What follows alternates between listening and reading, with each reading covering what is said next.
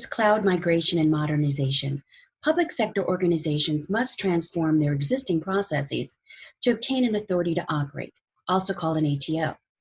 And how we married policy as code and compliance with automation. Keith Ray and Tim Jones of the Mindpoint group talk about how they took their federal customer from an average ATO time of 3 to 4 months for application to only 1 to 2 weeks. Let's listen.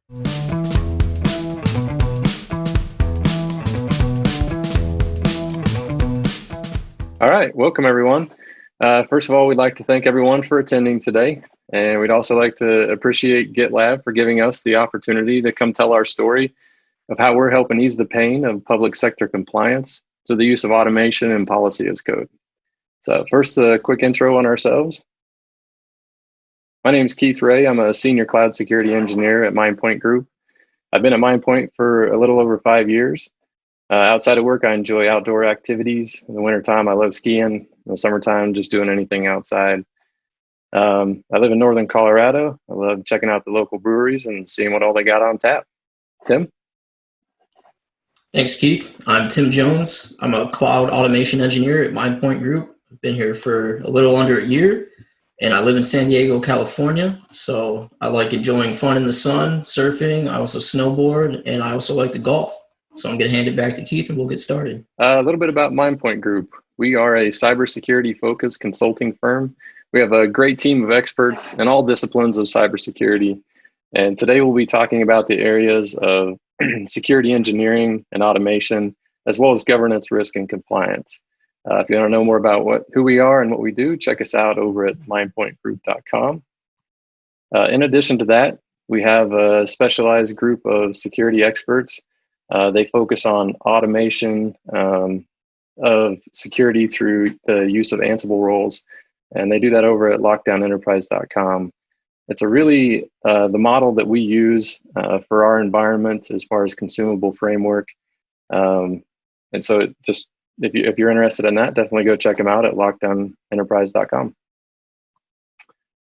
Okay, so let's talk about why we're here today, public sector compliance automation. So we'll talk a little bit about what it looks like, why we need it, and what are some of the common pain points associated with it. So first, looking at the graphic, we can see the public sector compliance landscape is obviously complex and multifaceted. There's a laundry list of governance, regulations, standards, and policies that all dictate how we implement our IT systems. It's our job as IT security professionals to culminate those requirements, incorporate them into the RMF, determine how we can implement controls and satisfy requirements, and then ensure they're continuously enforced throughout the life cycle of our IT systems. We're going to do all this on top of actually getting our IT systems to work and deliver on the mission that they are intended for. So it sounds fun, right? So if compliance is so hard and complex, why do we need it? Obviously, a rhetorical question. We need it to help lower the level of risk of our IT systems, trying to prevent attackers from having the ability to exploit or compromise our systems. We've all seen the constant ticker tape of IT security incidents that affect both public and private sector organizations, costing hundreds, if not, hundreds of thousands, if not millions of dollars. So with that in mind, we see that there's still a gap that exists between perceived compliance and actual security. So if we know what we need to do, why we need to do it, and what are some of the barriers, what are some of the blockers preventing us from getting there? We've broken that down into a few areas. The first being time, gathering all the requirements, building solutions, testing the solutions, documenting and auditing the IT systems. All of that takes time, and there's a constant competing of time for developers and engineering support to deliver content, to deliver feature requests, to deliver bug fixes. All those types of things are definitely competing on time, and we've consistently seen security take the back seat when it comes to prioritizing those tasks. Secondly is cost. All the activities that we just listed, they all take time, and time obviously translates into associated cost.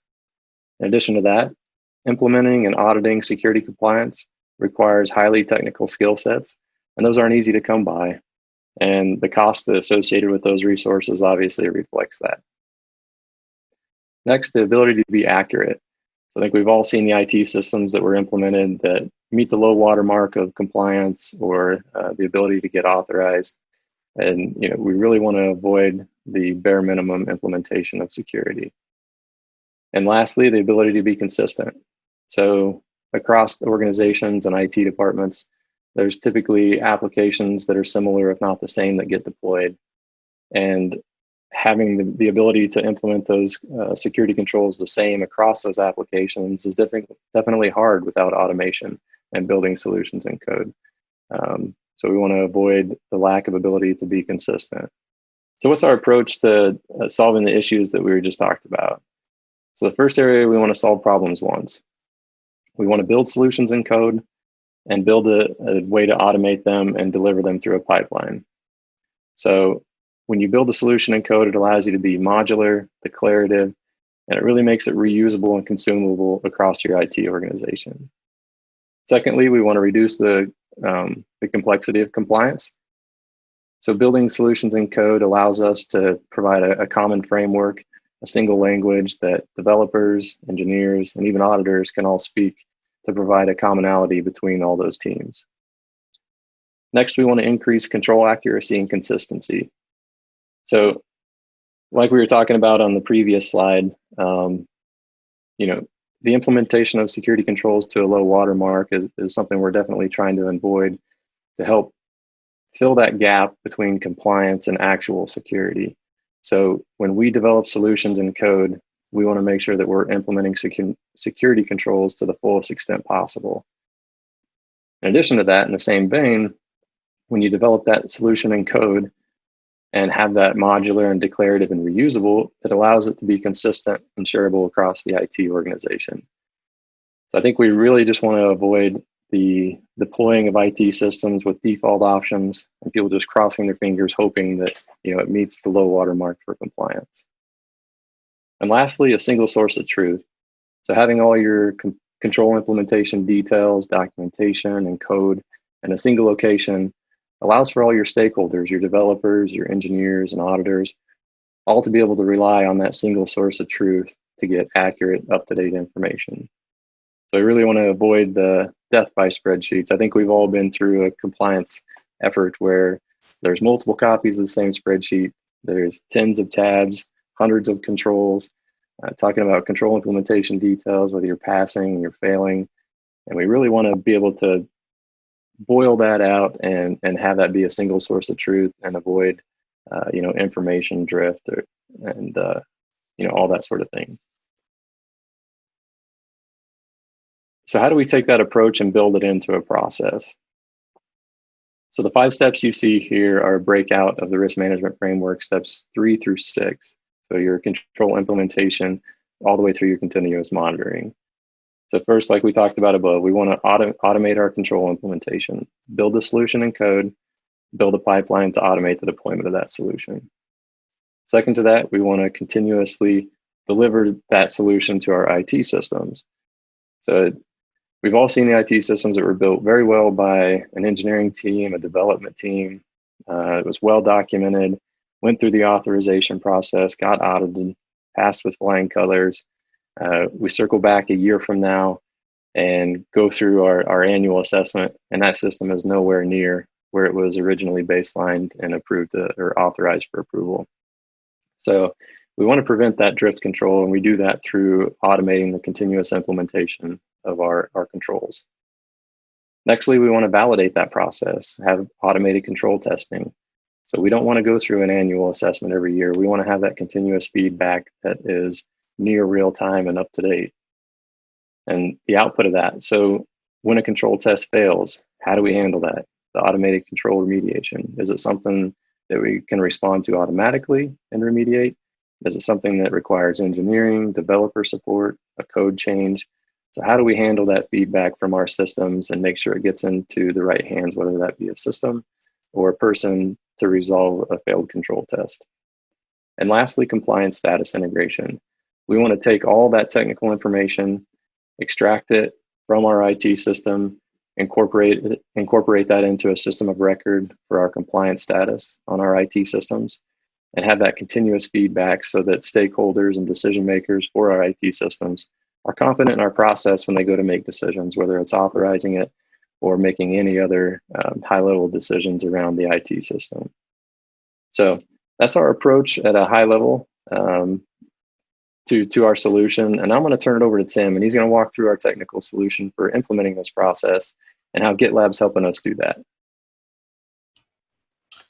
Thanks, Keith, and thanks to everyone at Gitlab for inviting us to come share our story with you today. I'll be discussing the ways our team has used Gitlab to help us automate compliance and provide secure development environments for our clients. So the first thing I'll be discussing is the modern DevSecOps environment and how it's impacted our industry. Next, I'll be going into our modular and consumable code framework and how we provide not only infrastructure as code, but desired state configuration as code as a service to our clients. And lastly, I'll be discussing how all this fits into our information security continuous monitoring solution, which is the end goal for achieving continuous and automated compliance in your environment. So one of the major ways we are able to achieve rapid compliance is through adopting a DevSecOps framework. And this means integrating security into each stage of a system's development lifecycle. So before, where you saw development and IT and security sort of operate in these siloed teams, you're now seeing these teams come together as a more cohesive unit around development and providing security appropriately at different stages in that development process. And this allows you to deliver products more quickly while achieving compliance at the same time. So this is going to bring about a culture change where teams are going to have to be more development minded and security focused. But this is going to allow them to practice the traditional agile software development techniques while also being cognizant of the accreditation of the system. And so we achieve this with three main pillars of our automated compliance environment. And one of them is GitLab. Second is going to be Terraform Enterprise. And the third is Ansible Tower. And so GitLab enables us to organize our code bases into modular and consumable automated code that our clients can then import into their own build pipelines. So this allows us to customize our workflows for security relevant events using GitLab pipelines and runner containers and commit policies to not only deploy secure infrastructure to the cloud, but also desired state configuration playbooks for the OS platforms and the applications running on those OSs in your environment.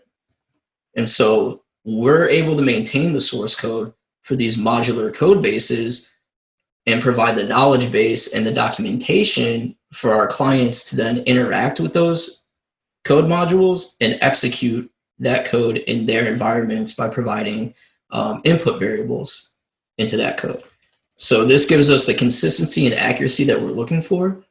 And this also gives our clients the ability to relax specific security controls in a development environment to know what changes they need to make on their application in order to confidently deploy that application into a production environment securely. So here we have a high-level overview of that workflow where you see a developer on the right-hand side. If they want to make an infrastructure change or a change to the configuration state of a server in their environment, they're going to push a change to GitLab. They're going to push that code up to a repository in which we actually have policy as code running in that environment to make sure that they're making appropriate changes and the systems are checking out before being deployed into production.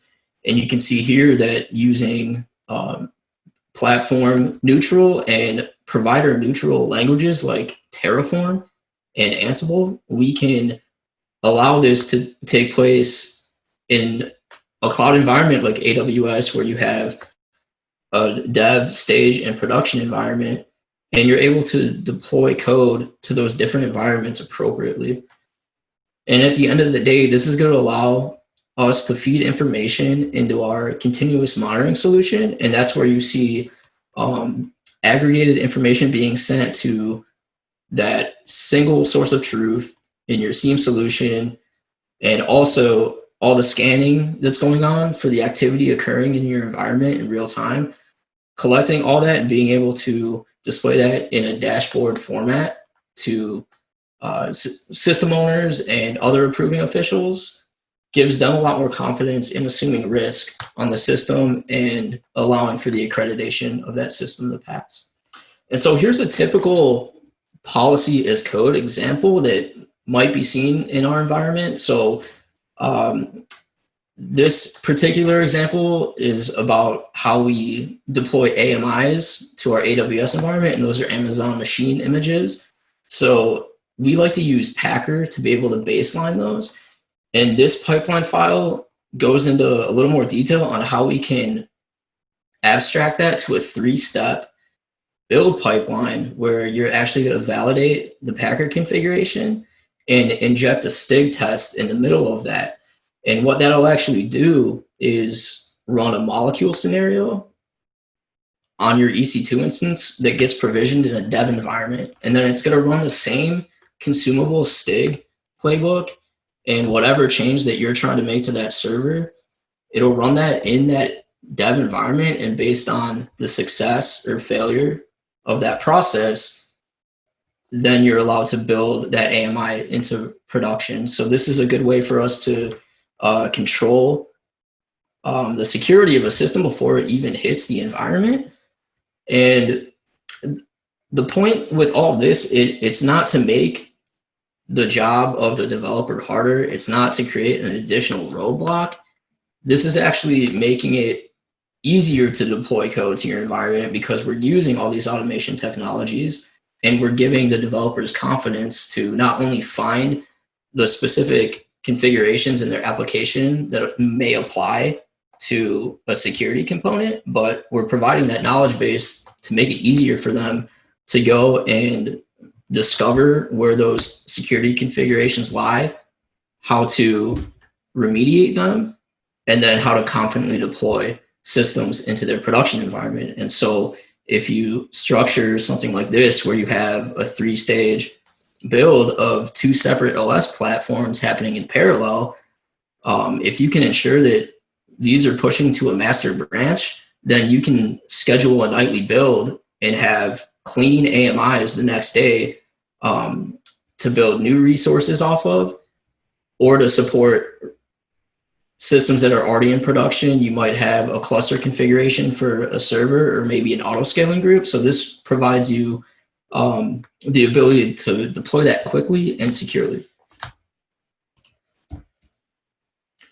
And so here's a higher level overview of what that modular consumable framework might look like, where you can have application roles securing your application. You can have separate roles that are going to secure your operating system, multi-platform. And you can also import Terraform modules to deploy different resources to your cloud environment. And so at the end of the day, the goal of this is to be able to capture the activity on your environment. So you're breaking down those security relevant events to pipelines. And so not only you're still collecting the logs, the audit data off of all your system, the STIG outcomes, but you're also collecting the outcomes of those pipelines and those security relevant events, whether it's adding a new system, adding a new user, taking a system out of the environment, making a change to a baseline.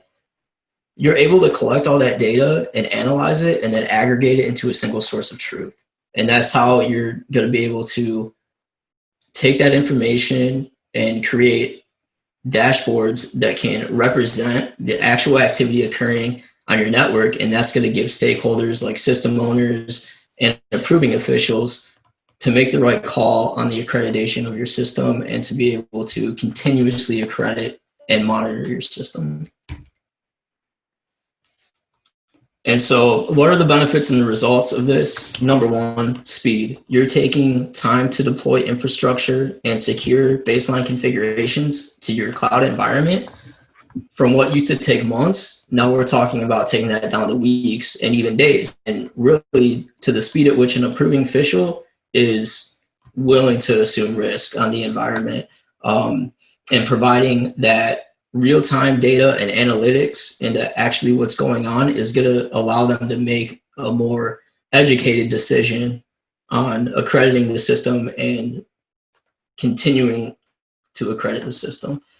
And this gives us the ability to have consistency and accuracy, and also modularly deploy code as a service to our clients consistently and scalable. So when you're talking about an update to, let's say, a STIG baseline, there could have been a week or a 2-week turnaround on being able to provide those updates. We can take that time to updating those playbooks down to just, a day or two, in which that code can then be deployed to our master branch version controlled and then accessed by our clients. So this allows accuracy and consistency and being able to fine tune your control implementation so you're more confident in deploying resources to your environment. And so if you have any questions about how we're doing this, feel free to reach out to Keith or I, and here's our email addresses. Also, if you're more interested in hearing about what Mindpoint Group is doing as an organization, please visit www.mindpointgroup.com. And if you're also interested in checking out our secure playbooks for secure implementation, please visit www.lockdownenterprise.com for more information. Thank you.